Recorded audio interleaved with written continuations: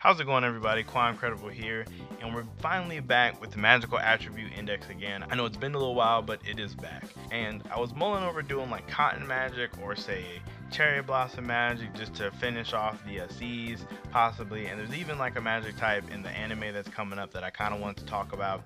But if you guys really want me to talk about one of those, just tell me in the comments and I'll go back. And probably when we get more on that one magic in the anime that I want to talk about, I'll make one on that when that happens. But for the most part, I feel like I'm going to just move on to the D's just because.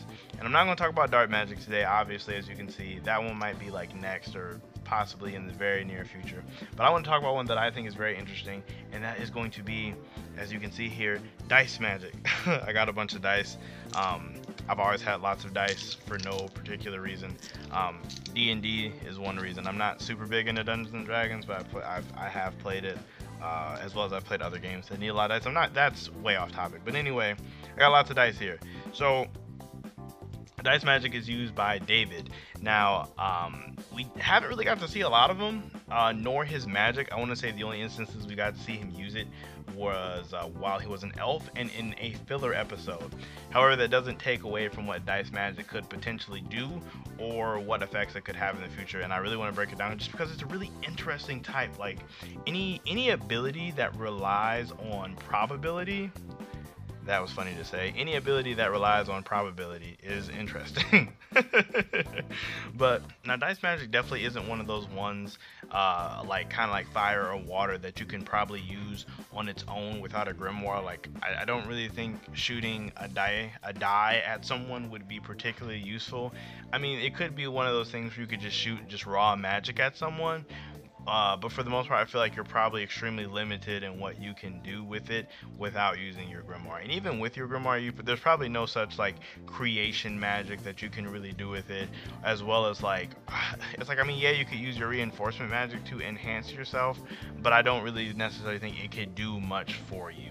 Now, the really interesting thing when it comes to dice magic is the spells, or I guess like because we've only seen 2 spells for it so far. We got to see the one spell in the anime, Gambler's Fancy, and then another, like, it was kind of like an unnamed spell that that Elf David had used. I can't remember the name of it or if he even said it. I'll talk about that one first.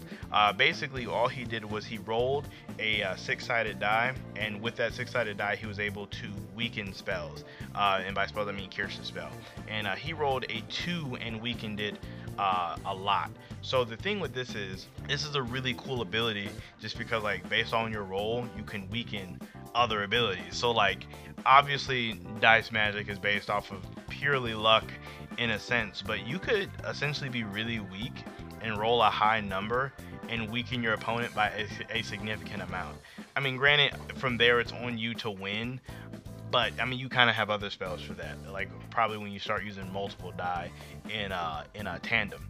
So I think this spell is really interesting because you also have to look at the inverse of it. Because if you can roll a die to weaken spells, it only makes sense that you'd be able to roll a die and strengthen spells. So it's very possible that you could roll a die, roll a 6, and power yourself up exponentially. Like or even for your allies, you could roll a die and roll a 6 and power them up by a ton, which would be really good for team fights. I definitely don't think dice magic is suitable for like a one-on-one confrontation. Like, I don't think that David is probably soloing tons of people on his own, but I do think that David with that ability could potentially beat people that are much stronger than him just off of hacks. I mean, because like they've always talked about how the Clover Kingdom has that unnatural magic that can affect things, and I feel like dice magic is probably as unnatural as it gets when it comes to, you know, unnatural magics. And now the other spell that we've seen him use was Gambler's Fancy. Now that one, or Gambler's Fancy or Fallacy? I think it might be Fallacy actually. And that spell, basically, he rolls a 6-sided die, and depending on the number, it produces just some random effect, like not random, but like some random level of attack. Now, I'm not even for sure what attribute that attack is, nor am I even for sure what the attribute of dice magic is. Because if you remember way back when Klaus said that all magic is derived from the 4 magics or whatever, and they had that chart of like fire, wind, water, and what was it? Fire, wind, water, and earth, it's like, what would even dice magic come from on there? Would it be like advanced earth? Like, would it be a mixture of earth and wind, or earth and something else? I'm not for sure, but even from the effects that David was able to produce with these, it almost seemed like, because he rolled a 2, and the 2's magic effect was way different from when he rolled a 6. So it's just very interesting to see that, like, the effects can be varied in power as well as in what they actually are. Now, one thing that I think is really cool, or a cool potential for dice magic, is if you, like I said briefly, were able to use multiple die at the same time. Like, say he was able to roll 2 six-sided dice and two six-sided die, and potentially weaken his opponent as well as strengthen himself and his allies at the same time. Of course, with dice magic, there is that always present possibility that you could roll low and like kind of not really do much to either side, but the possibility that you could roll high and affect both sides is also really interesting. I also believe with dice magic, in combining them, I feel like you could do the thing like how they have like the whole craps tables and like at like casinos where both die play a factor in the result. I feel like it could be like a double or nothing type deal where, like, with dice magic, you could roll 2 die and that could have a even boosted effect. Like, say if you roll extremely high with 2 die, the one effect could be like huge, like it'd be like a huge blast, or say your opponent could be like super weak, or it could even drain their magic or potentially boost you up to like crazy levels. Or if you roll low on a 2-sided die, it could possibly cause like some self-harm. Like, say you roll snake eyes and then you blow up. Like, well, that sounds pretty bad, but like say you roll snake eyes and you just get like attacked, or it's a small blow up, like not like you explode into bits or anything. That would be very interesting to see. Another thing from dice magic that I would love to see in the future, but I really don't think Tabata would do it, would be like implementing other kinds of die. Because as we know, there's more than just the classic old 6-sided. Like, yeah, this is, when you think of a dice, this is what you like think of. But there's like, you got your 20-sided die that could have all kind of crazy effects. You got your, how many sides is this? 9? Yeah, you got your 9 or 10-sided die that could do something else. You have your 4-sided die. This thing could like I almost feel like the actual 4-sided die could be like the attack die. I mean, this is strictly, we're way off into freaking headcanon territory here, but I feel like it could do something along those lines, like where it could be more of the attack die. Like, one die could be for boosting yourself, another die could be for weakening, another die could be strictly focused on attacks.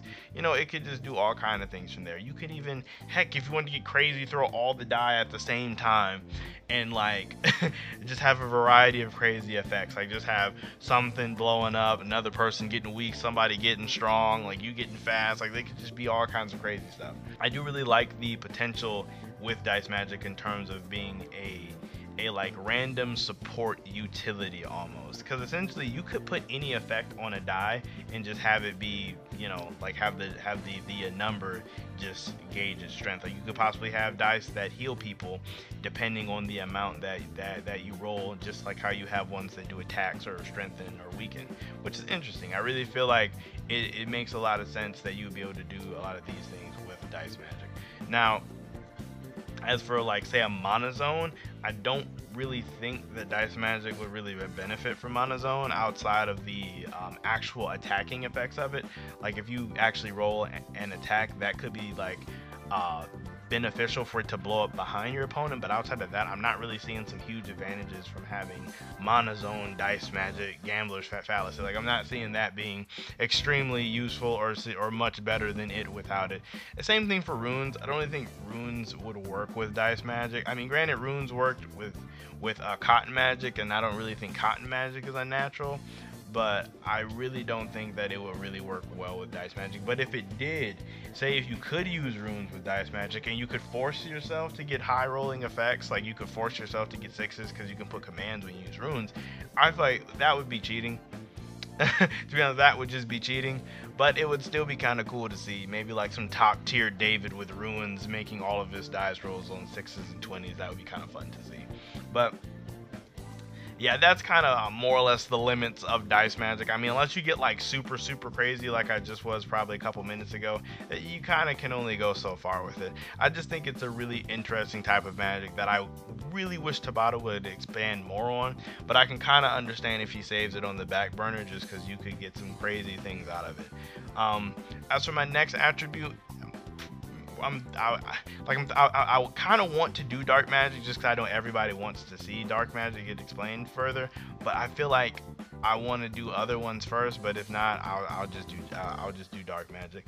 Let me know down below if there's any C ones that you wanted me to touch on first, or any other D magic types that you wanted me to touch on first before I get to dark magic, just because that's just going to be such a big one.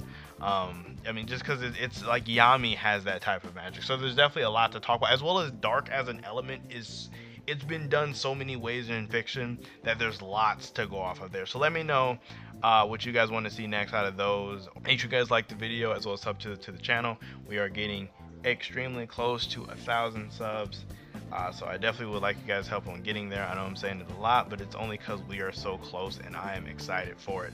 Outside of that, I have nothing else for you guys. I hope everybody has a great day, and I will catch you guys in my next video.